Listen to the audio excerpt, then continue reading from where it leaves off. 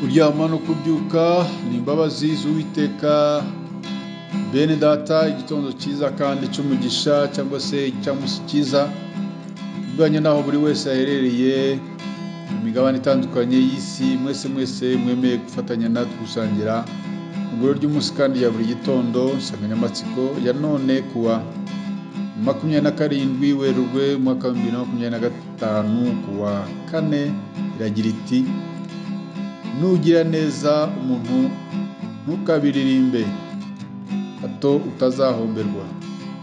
Mbere y'uko dusoma ijambo ry'Imana, reka tubanze turirimbane indirimbo ya 105 mu ndirimbo zo gushimisha agira iti: ubuntu bw'Imana butangaje.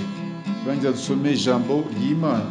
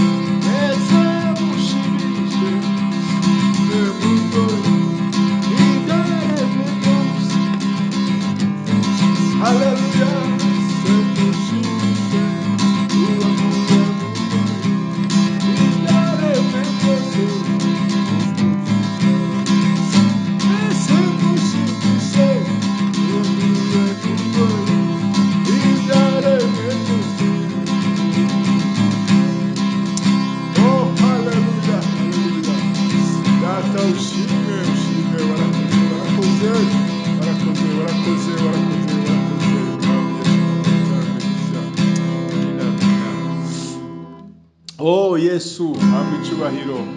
Uyu muririmbyi aravuga ngo none icyo gusabye mwami Yesu, Yesu wa mubi yanyanduje, nzashaka kubyuka zirimbura izice pe, mpore nihariwe n'ibya Yesu. None maso yanjye namwe matwi, mwese mushimishe uwankuye mu ngoyi, ibyaremwe byose tumushime. Amen. Reka dusome ijambo ry'Imana bene data twihuse hano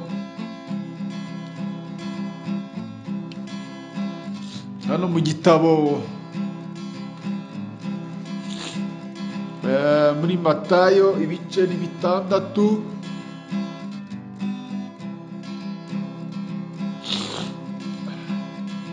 Ubutumwa bwiza uko bwanditswe na Matayo ibice ni 6, duhere ku murongo wa mbere tugeze kuri 4. Haravuga ngo umutwe w'amagambo aravuga ngo Yesu aduhana kutagirira ubuntu kwishimisha. Mwirinde ntimugakorere ibyiza byanyu imbere y'abantu kugira ngo babarebe, kuko nimugira mutyo ari nta ngororano muzagororerwa na So wo mu ijuru. Ahubwo nugira ubuntu ntukavuze ihembe imbere yawe, nk'uko indyarya zigira mu masinagogi yo mu nzira ngo bashimwe n'abantu. Ndababwira ukuri yuko maze kugororerwa ingororano, ndababwira ukuri yuko bamaze kugororerwa ingororano zabo. Ahubwo wehoho nugira ubuntu ukuboko kwawe kw'ibumoso kwe kumenya icyo kw'iburyo gukora, ahubwo ugira ubuntu bwawe wiherereye, nuko So ureba ibyiherereye azakugororera. Amen. Reka tuganire gatoya kuri aya magambo bene data.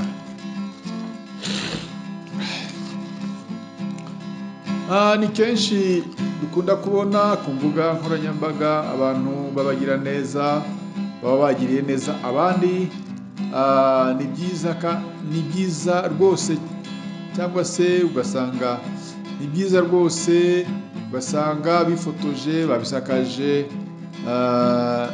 ku mbuga nkoranyambaga, kuri za Facebook n'ahandi hose, ko bafashije umuntu runaka, abantu runaka ku gikorwa cy'urukundo nk'icyo ngicyo. Mu by'ukuri icyo gikorwa biba ari ingenzi, kandi n'iryo tegeko rya mbere Yesu yadusigiye. Ariko arangije muri Matayo ibice 6 twasomye umurongo wa 1 kugeza kuri 4,